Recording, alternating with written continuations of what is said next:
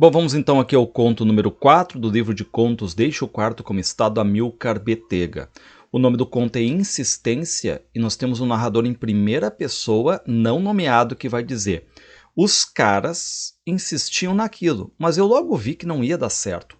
Tomamos um pau danado e eu bem disse para os caras que era bobagem ficar insistindo, porque todo mundo sabia que eles iam chegar azulando para cima de nós e não deu outra. Ou seja, nós temos claramente aqui uma briga, tá, envolvendo os caras, da qual faz parte o narrador, vocês estão vendo, tá ali em vermelho, negritado e vermelho, contra o eles, que vai estar em roxo ali, tá? Então reparem, o narrador chama os parceiros dele de luta de caras para tentar invadir uma possível, talvez, propriedade, porque não fica bem definido, só que essa possível propriedade está sendo vigiada por esses possíveis seguranças, talvez, que são chamados de eles ali. E o narrador e os parceiros dele, que são os caras, né, já viram, tomam um pau, apanhando desses possíveis seguranças ali. Eles nem perguntaram o que a gente estava fazendo ali e já foram descendo o cacete, nos empurrando para fora. Ou seja, o narrador diz que teve até um parceiro dele que tentou ali argumentar, mas que isso ali é bobagem, porque o negócio ali é correr sem olhar para trás para não apanhar. Eu dizia era que não adiantava aquela insistência, que é o título, né? Porque eles não estavam nem aí para essa coisa de direito, e toda vez que nos vissem por ali, eles iam nos pôr para fora na porrada. Então reparem que não tem diálogo aqui, tem violência. E detalhe, até agora nós não sabemos bem o que está acontecendo ali, apenas que o narrador e o grupo dele, né, os caras, eles estão tentando invadir uma possível propriedade, algum lugar que é amplo, e que estão sendo retirados ali na porrada mesmo, o pau tá cantando ali, né? E o narrador se pergunta então por que aquela insistência ali, se não vai nunca ter um resultado, né? Se não mudava nada a gente estar dentro ou fora, até cheguei a perguntar para um dos caras qual é a diferença. E o cara deu uma enrolada e se saiu com a mesma história de que era uma questão de se poder escolher entre estar aqui ou ali. Reparem, né, que não tem muitas explicações, bem ao gosto do conto fantástico, a gente tem tudo muito estranho, sem muitas explicações, e novamente ali vai começar uma agitação entre os caras, né, os parceiros do narrador, para tentar de novo invadir. E eles acham que tem uma parte da propriedade que está desguarnecida e que por ali que eles podem entrar. Mas, claro que nos tiraram na porrada de novo e parecia até que eles estavam batendo cada vez mais forte. Então já viram que é uma briga entre os caras versus eles. Tanto é que eu botei, né? Em roxo eles e os caras em vermelho ali. Então vocês têm isso aí. E o narrador nesse primeiro momento está do lado dos caras. E aí o narrador diz, né, que alguns caras estão ali estendidos no chão. E reparem a ironia agora. Mas o mais interessante era que, apesar de muitos caras não voltarem, nós éramos cada vez mais numerosos, dava para sentir pela zorra e a gritaria infernal. Parece que os caras, né, estão ali se multiplicando, apesar, como diz o narrador, de alguns não voltarem, talvez mortos já. E qual é a reação do narrador ali? Ele fica quieto. Eu não. Eu não soltava um pio sequer, tratava de me esquivar das pauladas, dava um jeito de sempre deixar um corpo entre o meu e a pancada e me escapava quietinho. Ele parece aquele que não quer dar opinião, né? Enfim, ele tá ali, mas não sabe bem, né, o que fazer e tal. E quase como um jogador de futebol, ele vai ali fugindo das faltas, se esquivando, driblando, né, para fugir das pancadas, então. E cada vez que surgem os caras, os que estão do lado do narrador, que querem invadir, parece que eles estão sempre com mais gente. O narrador não sabe de onde está vindo tanta gente. Eu ficava escutando a gritaria e pensando como é que os caras entravam numa fria daquelas. Ou seja, mesmo do lado dos caras, ele acha que aquilo ali não vai ter um final legal, né? Aos poucos os caras iam chegando e se reunindo, e muitos iam bem rebentados, mas ali mesmo já começavam a planejar outra entrada. E parece uma espécie de masoquismo ali, porque os caras, eles vão apanhando muito, mas voltam e continuam a querer fazer essa invasão, e aí o narrador vê que essa tentativa de entrar, como ele já tinha dito antes, é algo inútil, uma besteira, né? E falei isso pros caras, disse que sozinho era muito mais fácil, que não adiantava ficar todo mundo junto e que o negócio era dispersar. Então qual é a ideia do narrador, né? Vamos tentar fazer uma coisa individual, não em grupo. Só que os caras não gostam disso aí, e essa questão toda de individualismo, e o narrador sente isso, reparem. Meu papo estava causando efeito nos caras e disse que até já tinha experimentado ficar lá dentro sozinho, que fiquei uns bons dias por lá, sem que ninguém me incomodasse, que só saí porque me deu vontade. Só que detalhe, isso aí é uma mentira. O narrador realmente esteve lá dentro, do lado do eles, mas ele não saiu porque deu vontade, porque os de dentro, os eles lá, expulsaram o narrador, ele teve que sair na porrada, né, digamos assim.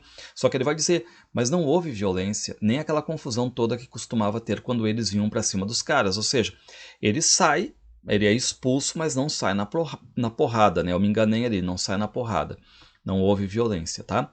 Bom, aí o narrador, ele acaba dizendo, né, que os de dentro, os eles, né, vieram com educação, disseram para ele que ele não podia ficar ali e tudo mais, e até demoraram para identificar o narrador como um cara, ou seja, aquele de fora. Por isso que ele disse que conseguiu ficar um bom tempo lá dentro. Mas eu disse para os caras que quando saí, quis e estava disposto a me submeter a uma prova e ia propor para os caras de eu ir sozinho e tentar ficar por lá. Mas aí, né, um dos caras chega e dá um não exatamente para o narrador, dizendo que aquilo ali não é uma questão individual, é uma coisa coletiva, né, de grupo. Ó, reparem, porque a briga ali não era uma coisa individual, mas que todo mundo estava empenhado naquilo e que aquilo era uma luta do grupo inteiro. Ou seja, é uma luta de classes coletiva e não individual. E que aquela insistência toda para ter alguma validade tinha de ser exercida pelo grupo inteiro. E aí esse cara começou a discursar para outros caras e já vieram mais vozes de apoio, todo mundo gritando alto, mais gente ali, né? E de novo, e reparem o que ele vai dizer, com mais força do que nunca, já se partiu outra vez lá para dentro e eu fui de novo. Porra, afinal eu estava ali com os caras, ou seja, ele está do lado dos caras, apesar de ter um discurso de que o melhor seria entrar sozinho, só que ele é rebatido pelos caras dizendo, não, isso aí é uma luta não individual, mas de grupo. E o narrador chega, não, mas assim, ó, eu tava do lado dos caras mesmo, né? Mas aquela história de sempre levar porrada me deixava tão descontente que no fim das contas eu já sentia a raiva dos caras. E a gente não sabe muito bem para que lado o narrador quer ir agora. E novamente, né, a porrada tá comendo ali nos caras, que vão apanhando muito. Às vezes esses caras batem também, né, mas eles mais apanham do que batem. E esse ato de apanhar, vai irritando o narrador. E mesmo que o narrador não apanhe, porque ele tá sempre se esquivando, fugindo, driblando tudo ali, né. Ele diz, ó, mas eu também dava as minhas porradas, porque eu gambeteava cada vez mais indo, soltando os braços e as pernas pros lados, ia pegando quem estivesse por perto, e foi assim que acabei pegando o queixo de um dos caras. Reparem qual é o detalhe, o narrador bateu num próprio colega, num dos caras, num parceiro dele, diz que foi uma porrada forte, tanto que esse cara caiu no chão. E aí os seguranças ali, né, do outro lado, os eles, começam a bater mais ainda. E esse cara, como diz o narrador, não voltou mais, né? Acaba morrendo ali. Aí um deles, ou seja, do outro lado, né? Viu que eu é que tinha dado a paulada no cara e me falou, porra, você bate bem pra caralho. E um dos caras também tinha visto e veio e me deu uma cotovelada no pescoço. Repare, né? O narrador bateu no próprio parceiro, recebe um elogio dos eles, mas recebe uma cotovelada dos caras, né? Ou seja, elogio por parte desses possíveis seguranças dessa propriedade aí, ou dessa gangue, né? E uma crítica forte por parte dos próprios caras aí. Só que aí aquele que elogiou o narrador já bateu nesse cara que criticou e bateu no narrador, né? Vieram outros e pegaram de jeito os caras que se aproximavam de mim, foram afastando os caras da base do pau e eu fui junto no meio daquela zona toda e quando eu vi estava sentando o cacete nos caras. Ou seja, ele vira a casaca, muda de lado, tá batendo nos próprios ex-parceiros ali. E os outros, os eles, né, riram entre si e até diziam para mim, senta o pau, senta o pau. E assim fomos tocando os caras para fora. Ou seja, já tá do outro lado agora, né? E detalhe, ele tá lá dentro agora, dessa, digamos, propriedade, né? Ele tá ali tomando um trago com eles, né? Enfim, então tá conversando.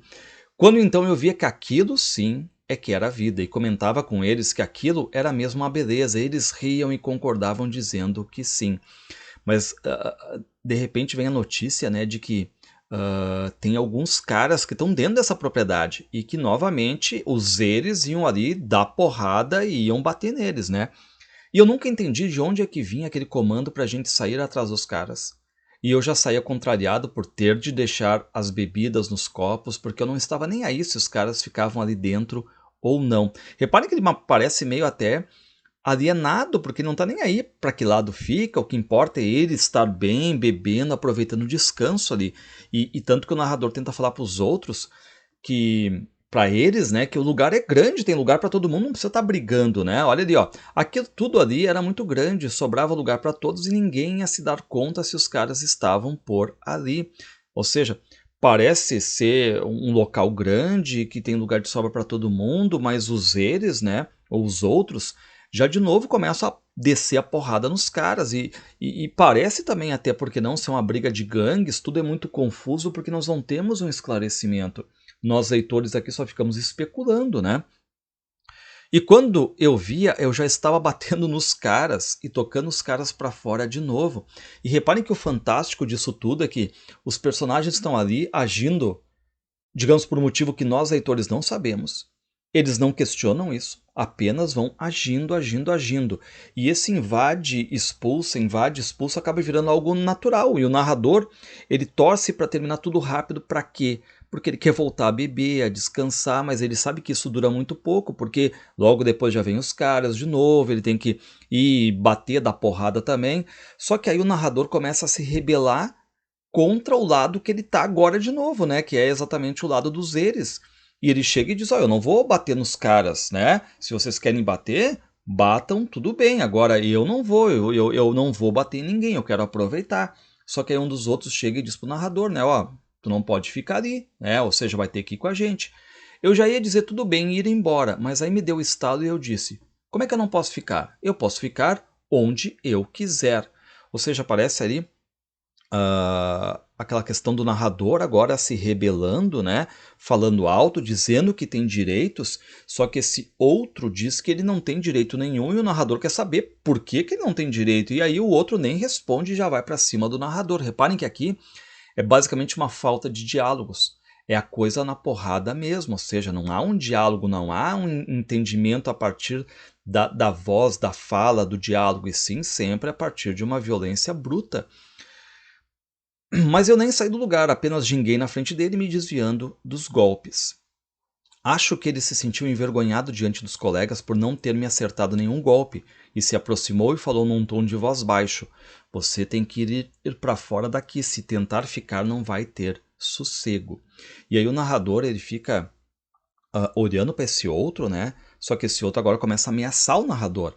É melhor você sair logo antes que o pau coma. E o que diz o narrador? Eu vou, mas eu volto, eu disse. E vai de novo, ele completou às minhas costas enquanto eu saía devagar. E o narrador sai, só que, claro, ele fica pensando que ele tem uma agilidade, vê também que o terreno onde está essa, digamos, propriedade, talvez, é um terreno gigante, caberia todo mundo ali. E que eu estava decidido a nunca mais ter sossego na vida. Reparem o que dizem para ele, né? Se tentar ficar não vai ter sossego. E o que ele decide? Eu não quero mais ter esse sossego na vida. Ou seja, o conto vai terminando de forma circular. Vai ser um eterno invade, expulsa. O narrador vai para um lado, vai para o outro. E com essa ideia de que ele não vai mais ter sossego. Ou seja, parece que a vida dele vai entrar nesse looping agora, né? Ora eu vou para o lado dos caras, ora eu vou para o lado dos eles, né? Pensei nos caras que àquela altura deveriam estar ali recebendo e dando pancada. Eu continuava achando tudo aquilo uma grande bobagem, que não ia dar certo nunca, mas eu já tinha decidido que não ia mais ter sossego na vida e já ouvi a gritaria dos caras por ali. Ou seja, basicamente ele volta então pro lado dos caras, porque ele é expulso lá de dentro, né? E lembrem que ele diz antes ali pro eles, né? Eu vou pros caras, mas eu volto. E assim termina o conto numa circularidade, num looping, ou seja, vai ficar esse eterno invade expulsa, invade, expulsa, ele vai para um lado, vai para o outro, vai para o lado, vai para o outro, tá?